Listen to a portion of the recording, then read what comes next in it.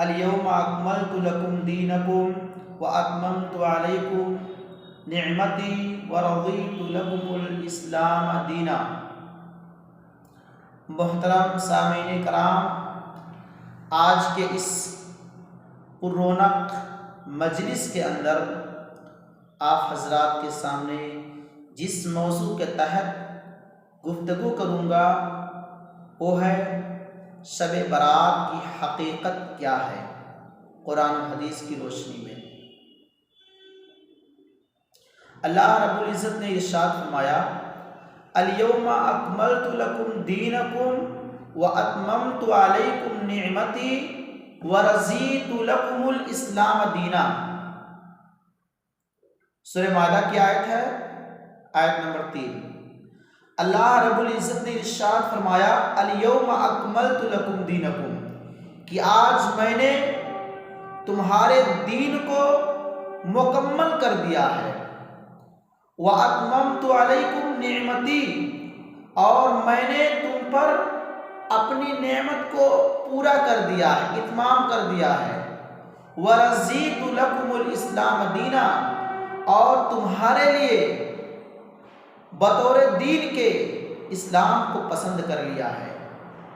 بحیثیت دین ہم نے اسلام کو چن لیا ہے، پسند کر لیا ہے۔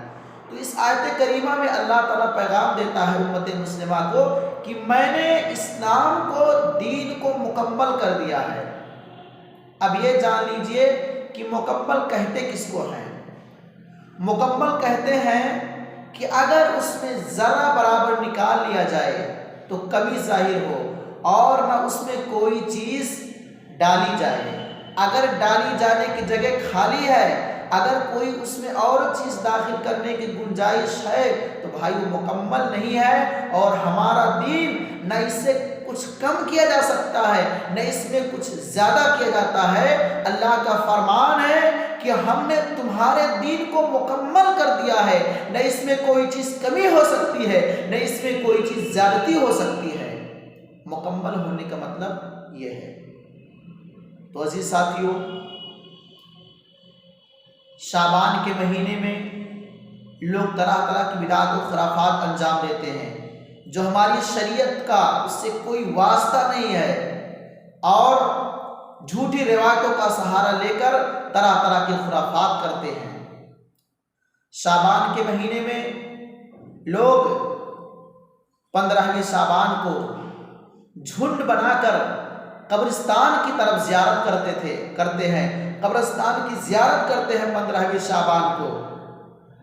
حالانکہ ہماری شریعت کے اندر، اسلام کے اندر اس کا کوئی واضح ثبوت نہیں ہے، اور لوگ اس کے پس منظر میں کہتے ہیں کہ اس روز جو ہے روحیں قبروں سے باہر آ جاتی ہیں اور اپنے گھروں کی زیارت کرتی ہیں۔ میرے بھائی اور دوستو، یہ باطل عقیدہ ہے، باطل سوچ ہے۔ حالانکہ اللہ رب العزت کا فرمان ہے اذا جاء احدهم الموت قال رب ارجعون لعلی اعمل صالحا فيما تركت كلا انها كلمة هو قائلها ومن ورائهم برزخ الى يوم يبعثون۔ جب تم میں سے کسی کے پاس موت کا فرشتہ، موت آتی ہے کسی کو، تو وہ کہتا ہے، جو نیک نہیں، جو بد کردار ہوتا ہے، وہ کہتا ہے کہ ہمیں دوبارہ دنیا کے اندر واپس کر دیا جائے۔ لیکن میرے بھائی اور دوستو، قال رب ارجعون لعلی اعمل صالحا، تاکہ میں نیک عمل کروں، اس کے لیے آرڈر ہوتا ہے کہ تمہیں واپس جانے کی اجازت نہیں ہے، تمہیں واپس نہیں بھیجا جائے گا۔ تو کیسا عقیدہ رکھتے ہو تم لوگ؟ کیسی سوچ رکھتے ہو جو قرآن کی مخالف ہے، اور یہ سوچتے ہو کہ روحیں گھروں کو واپس آتی ہیں؟ اور اگر کوئی آدمی سال کے اندر کسی بھی مہینے کے اندر وفات پا گیا تو جب تک شب برات کے موقع پر فاتحہ نہ دی جائے تب تک اس کی روح بھٹکتی رہتی ہے۔ یہ ہم نے اپنے پیٹ کو پالنے کے لیے خرافات بنا رکھا ہے، یہ ہندوانہ رسم و رواج ہے۔ ایک مسلمان ہو کر اس کام کو انجام دیتے ہو شرم آنی چاہیے، جو قرآن کی اور احادیث مبارکہ کی سراسر مخالفت کرتے ہو اور قرآن مجید کو جھٹلاتے ہو۔ عزیز ساتھیو، تو یہ ساری بدعات اور خرافات ہے۔ اور اپنے گھروں میں 15ویں شعبان کو حلوہ پکاتے ہیں اور اس طریقے سے نئے نئے کپڑے سلاتے ہیں۔ ہماری شریعت نے ہماری شریعت کے اندر خصوصی طور پر ایسا کام انجام دینے کا حکم نہیں دیا ہے۔ ہاں، الطہور شطر الایمان، پاکی صفائی آدھا ایمان ہے، لیکن یہ عمومی حکم ہے، کسی خاص دن کو معین کر کے، جیسے ہماری شریعت نے جمعہ کے دن صاف صفائی کرنے کا حکم دیا ہے کہ آدمی خصوصاً جمعہ کے دن صاف صفائی کرے، عید کے موقع پر صفائی ستھرائی کرے، تو اس کے لیے بھی الگ سے دلیل ہونا چاہیے، ثبوت ہونا چاہیے، جو کہ ہمارے یہاں اس کا نہ قرآن سے کوئی ثبوت ملتا ہے نہ حدیث سے ثبوت ملتا ہے۔ لوگ منچاہی کرتے ہیں، یہ ساری چیزیں خرافات کرتے ہیں۔ اور اسی طریقے سے 15ویں شعبان کو اور بہت ساری خرافات کرتے ہیں۔ لوگ قبرستان جاتے ہیں، قبروں کی زیارت کرنے جاتے ہیں، جھنڈ بنا کے جاتے ہیں۔ کہاں سے اس کا ثبوت ہے؟ لوگ دلیل دیتے ہیں، آئیے اس دلیل کا جائزہ لیتے ہیں۔ اللہ کے رسول صلی اللہ علیہ وسلم، حضرت عائشہ رضی اللہ تعالیٰ عنہ کی روایت ہے کہ ایک مرتبہ اللہ کے رسول صلی اللہ علیہ وسلم گھر سے باہر نکلے، رات تاریکی میں باہر نکلے، عائشہ رضی اللہ تعالیٰ عنہ بستر پر سو رہی ہیں، آپ صلی اللہ علیہ وسلم بقیع قبرستان کی طرف جاتے ہیں، حضرت عائشہ رضی اللہ تعالیٰ عنہ پیچھے پیچھے آپ کے جانے لگتی ہے اور دیکھتی ہیں کہ آپ صلی اللہ علیہ وسلم بقیع والوں کے لیے ہاتھ اٹھا کر دعا کرتے ہیں 15ویں شعبان کو۔ یہ ترمذی کی روایت ہے۔ اور پھر اللہ کے رسول صلی اللہ علیہ وسلم اپنے گھر کی طرف پلٹتے ہیں اور دیکھتے ہیں کہ عائشہ رضی اللہ تعالیٰ عنہا کی سانسیں اوپر نیچے ہو رہی ہیں۔ آپ نے فرمایا کہ تمہیں کیا ہو گیا، کیا معاملہ ہے؟ تو انہوں نے بتایا ایسا ہوا ہے۔ آپ صلی اللہ علیہ وسلم سے پوچھنے لگی، یا رسول اللہ، اس کی کوئی اہمیت، کوئی فضیلت کیا ہے؟ تو آپ صلی اللہ علیہ وسلم نے کہا کہ 15ویں شعبان کے موقع پر اللہ تعالیٰ میری امت میں سے اکثریت کی معافی کر دیتا ہے، اکثریت کو ہماری امت میں سے معاف کر دیتا ہے 15ویں شعبان کو۔ عزیز ساتھیو، لیکن اس حدیث کو ترمذی کی روایت ہے، اس کو امام بخاری نے، امام دارقطنی نے، امام ترمذی نے، امام علامہ البانی نے، امام ابن باز نے، ان تمام محدثین نے اس حدیث کو جو ہے ضعیف قرار دیا ہے۔ آپ اس حدیث سے کیسے آپ استدلال کر سکتے ہیں؟ چلیے ہم ایک وجہ سے اس کو صحیح مان لیتے ہیں، چلیے آپ لوگوں کی وجہ سے۔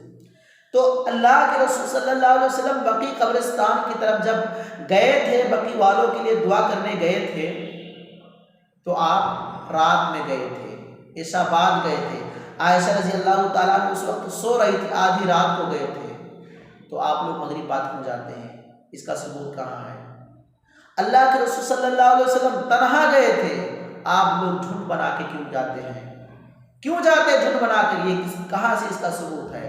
اللہ کے رسول صلی اللہ علیہ وسلم کیا جب قبر کی زیارت کرنے کے لیے گئے تھے، بقیع والوں کے لیے دعا کرنے کے لیے گئے تھے، تو کیا آپ صلی اللہ علیہ وسلم چراغ لے گئے تھے، روشنی لے گئے تھے؟ آپ چراغ کیوں لے جاتے ہیں، روشنی کیوں لے جاتے ہیں؟ اس کا ثبوت کہاں ہے؟ آپ چراغ کیوں کرتے ہیں؟ آپ کے پاس ثبوت کیا ہے اس کا؟ آپ اس حدیث کو صحیح بھی مان لیا جائے، پھر بھی کیا آپ صلی اللہ علیہ وسلم ایک رات کو گئے تھے؟ کیا ہر سال اللہ کے رسول صلی اللہ علیہ وسلم 15ویں شعبان کی قبر کی زیارت کرنے کے لیے جاتے تھے؟ نہیں جاتے تھے۔ مسلم شریف کے اندر صحیح حدیث ہے، اسی حدیث کی طرح صحیح حدیث ہے مسلم کے اندر کہ اللہ کے رسول صلی اللہ علیہ وسلم شعبان کے مہینے میں گئے، قبرستان کی زیارت کرنے کے لیے گئے، لیکن 15ویں شعبان کا تذکرہ نہیں ہے۔ جو صحیح حدیث ہے، یہ ضعیف حدیث ہے، تو صحیح حدیث پر عمل کرنا چاہیے۔ اسی طریقے سے اور بہت ساری خرافات شعبان کے مہینے میں کی جاتی ہے۔ اللہ کے رسول صلی اللہ علیہ وسلم سے جو شعبان کے بارے میں ثابت ہے، میں بیان کرنا چاہتا ہوں۔ عن عائشہ رضی اللہ تعالیٰ عنہ ان رسول اللہ صلی اللہ علیہ وسلم یصوم فی شعبان حتی نقول لا یفطر ویفطر حتی نقول لا یصوم ما رأيت رسول الله صلى الله عليه وسلم استكمل صيام شهر إلا رمضان وما رأيت رسول الله صلى الله عليه وسلم أكثر صياما منه شعبان रवाहु मुस्लिम। आयशा रज़ी अल्लाह तआला अन्हा की रिवायत है, बेशक फरमाती हैं कि मैंने अल्लाह के रसूल सल्लल्लाहु अलैहि वसल्लम को देखा कि आप सल्लल्लाहु अलैहि वसल्लम शाबान के महीने में रोज़ा रखते थे, बकसरत रोज़ा रखते थे, यहाँ तक कि हम लोग कहते थे कि शायद आप रोज़ा नहीं तोड़ेंगे, और जब आप रोज़ा तोड़ना शुरू कर देते तो हम लोग कहते कि शायद आप रोज़ा नहीं रखेंगे। और मैंने नहीं देखा कि आपने किसी महीने की रोज़ा की तकमील की है, यानी पूरे महीने का रोज़ा रखा है, इल्ला रमज़ाना, सिवाय रमज़ान के, यानी आप सल्लल्लाहु अलैहि वसल्लम ने रमज़ान के महीने में पूरे महीने का रोज़ा रखा है, और सबसे ज़्यादा अगर किसी महीने के अंदर रोज़ा रखा है तो वो शाबान का महीना है। तो इस हदीस के अंदर सबूत मिलता है कि हमें शाबान के महीने में बकसरत रोज़ा रखना चाहिए, हमें बकसरत रोज़ा रखनी चाहिए। और अबू दाऊद की रिवायत है, अल्लाह के रसूल सल्लल्लाहु अलैहि वसल्लम ने फरमाया कि शाबान के महीने में आमाल अल्लाह रब्बुल इज़्ज़त के दरबार में पेश किए जाते हैं। तो मेरी ख्वाहिश है कि जब मेरा अमल अल्लाह रब्बुल इज़्ज़त के बारगाह में पेश किया जाए तो मैं रोज़े की हालत में हूँ। तुरफ़अ आमाल इला रब्बिल आलमीन, आमाल रब्बुल आलमीन के पास पेश किया जाता है। अबू दाऊद की रिवायत है। और 15वीं शाबान के बारे में है, इज़ा इंतसफ़ शाबान फला तसूमू, हदीस के अंदर है, अबू हुरैरा हदीस के रावी हैं, बयान करते हैं कि अल्लाह के रसूल सल्लल्लाहु अलैहि वसल्लम ने फरमाया कि जब आधा शाबान गुजर जाए तो तुम रोज़ा रखना बंद कर दो और रमज़ान के लिए तैयारी करना शुरू कर दो।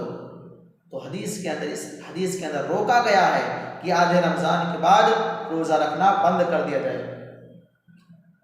शाबान की रोज़े के बारे में एक हदीस और बयान की जाती है कि अल्लाह के रसूल सल्लल्लाहु अलैहि वसल्लम ने इरशाद फरमाया कि सूमू लैलतन निस्फी, सूमू क़ूमू लैलतन निस्फी। अल्लाह के रसूल सल्लल्लाहु अलैहि वसल्लम ने इरशाद फरमाया कि तुम 15वीं शाबान के दिन में रोज़ा रखो, वसूम दिन में रोज़ा रखो, वक़ूमू लैलतन निस्फी, और तुम 15वीं शाबान को की रात को क़याम करो। और फरमाया इन्नल्लाह यंज़िलु तबारक व तआला, अल्लाह रब्बुल इज़्ज़त नाज़िल फरमाता है शाबान के महीने में, शाबान के 15वीं तारीख को अल्लाह ताला आसमान दुनिया पर नुज़ूल फरमाता है और फरमाता है कि कौन मुझसे माफ़ी मांगता है मैं उसके गुनाहों को माफ़ फरमा दूँ, और कौन मुझसे रिज़्क़ का मुतालबा करता है मैं उसे रोज़ी दूँ। लेकिन अजीज़ साथियों, ये हदीस भी ज़ईफ़ है और हर दर्जे की ज़ईफ़ है। इस हदीस के अंदर अबू बकर बिन अब्दुल्ला बिन मोहम्मद बिन युसरा, ये रावी जो है कज़्ज़ाब है, ये कज़्ज़ाब रावी है जिसने इस हदीस को गढ़ा है। इस वजह से इस हदीस पर अमल करना शरीयत से साबित नहीं, इस हदीस पर अमल नहीं करना चाहिए। और एक चीज़ मैं और बयान करके अपनी बात को ख़त्म करता हूँ। अजीज़ साथियों, इस शाबान के महीने में जो है हलवा पकाया जाता है, 15वीं शाबान को हलवा पकाया जाता है, और कहा जाता है कि अल्लाह के रसूल सल्लल्लाहु अलैहि वसल्लम जब आपकी दंदाने मुबारक शहीद हुई थी तो आपने हलवा खाया था, इसलिए हम हलवा पकाते हैं। तो आप सल्लल्लाहु अलैहि वसल्लम का दंदाने मुबारक शहीद हुआ था, तब आपने हलवा खाया था, और आपकी क्या चीज़ शहीद हुई है? अगर आपको सुन्नत पर अमल करना है तो आपको भी दांत तोड़ना पड़ेगा, फिर उसके बाद में आप हलवा खाएं। लेकिन अजीब हाल है, जंग उहुद के अंदर आप सल्लल्लाहु अलैहि वसल्लम का दंदाने मुबारक शहीद हुआ था, और हम लोग हलवा खाते हैं तो शाबान के महीने में खाते हैं, यानी मारो सर फूटे घुटना, यही वाला मसला है। तो जी साथियों, जो हम लोग ये सब करते हैं शाबान के महीने में फजूल की चीज़ें, रोज़ा को छोड़कर जो और चीज़ें करते हैं, ये खुराफात हैं। और अल्लाह के रसूल सल्लल्लाहु अलैहि वसल्लम ने रोज़े की तहदीद कर दी है कि कैसे कैसे हमें रोज़ा रखना है। रमज़ान 15वीं रमज़ान से पहले हमें रोज़ा रखना है, उसके बाद रोज़ा बंद कर देना है। उसके बाद जो हम लोग 15वीं रमज़ान को और इसके अंदर दीगर बिदआत करते हैं, یہ بدعات ہے اور ہر بدعت گمراہی ہے۔ کل بدعت ضلالہ وکل ضلالۃ فی النار، ہر بدعت گمراہی ہے اور ہر گمراہی کا ٹھکانہ جہنم ہے۔ ایک حدیث کے اندر اللہ کے رسول نے فرمایا من احدث فی امرنا ھذا ما لیس منہ فہو رد، جس نے میری دین کے اندر کوئی نئی چیز ایجاد کیا وہ بدعت ہے اور بدعت گمراہی ہے۔